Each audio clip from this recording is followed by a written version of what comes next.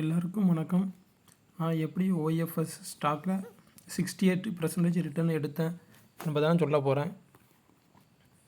நான் பை பண்ணது வந்து 14 ஜனவரி 2022 பை பண்ணேன். என்ன ப்ரைஸ் அப்படின்னா 4098 ரூபாய்க்கு.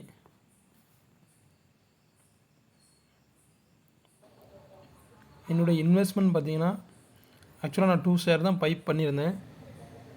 என்னுடைய இன்வெஸ்ட்மெண்ட் வந்து 8196 ரூபாய்.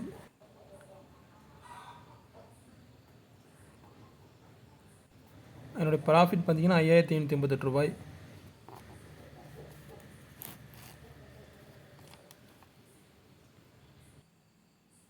இங்கே ஒரு வெர்டிக்கல் கோடு ஒன்று இருக்குல்ல, அதுதான் நான் பை பண்ண டேட்டு 14 ஜனவரி 2022. இந்த ப்ளூ கலர் கோடில் தான் ரேஞ்சு தான் பை பண்ணேன் 4089 ரூபாய்க்கு. ஆக்சுவலாக நான் பை பண்ணதுக்கப்புறம் 30% கரெக்ஷன் கொடுத்துட்டு அதுக்கப்புறம் தான் மார்க்கெட் மேலே போயிருக்கு. நான் அது வரைக்கும் செல் பண்ணவே இல்லை என்னுடைய ஸ்டாக்கை. இப்போது நான் பை பண்ண ப்ரைஸ்லேருந்து எனக்கு 68% ரிட்டர்ன் கொடுத்தது. 68% நான் ஆக்சுவலாக வெளியே வந்துட்டேன். போதும், ஓவர் பார்ட் ஆகிடுச்சின்னு சொல்லி.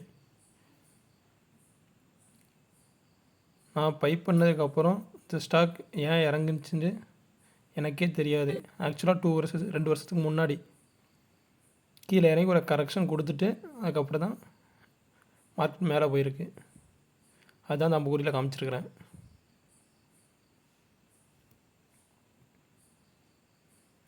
இப்போ ஏன் பிரேக் ஆச்சுன்னு சொல்கிறேன். இப்போ தெரியும் இந்த விஷயம் ஏன் சொல்லி. வீக்லி சார்ட்டில் நம்ம பார்த்தோம் அப்படின்னா ஆல்ரெடி ட்ரெண்ட் லைனை 3 டைம் டச் ஆகி அது ஒரு வேலிட் ட்ரெண்ட் லைனாக மாறி இருக்குது.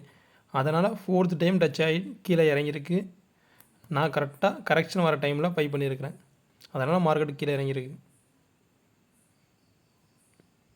இப்போது அந்த ட்ரெண்ட் லைனாக மார்க்கெட் நல்லா குட் வால்யூமில் பிரேக் ஆகி சப்போஸ் கீழே வந்தால் அந்த ட்ரெண்ட் லைன் டச் பண்ணால் நம்ம அகைன் பை பண்ணலாம். அந்த ட்ரெண்ட் லைன் கிட்டே வரும்போது அது ஒரு ரீடெஸ்ட்டாக கன்சிடரேஷன் பண்ணிக்கிட்டு இந்த இடத்துல அக்குமுலேஷன் பண்ணிக்கலாம். ஒரு குட் என்ட்ரியாக இருக்கும் இது வந்து. தேங்க்யூ.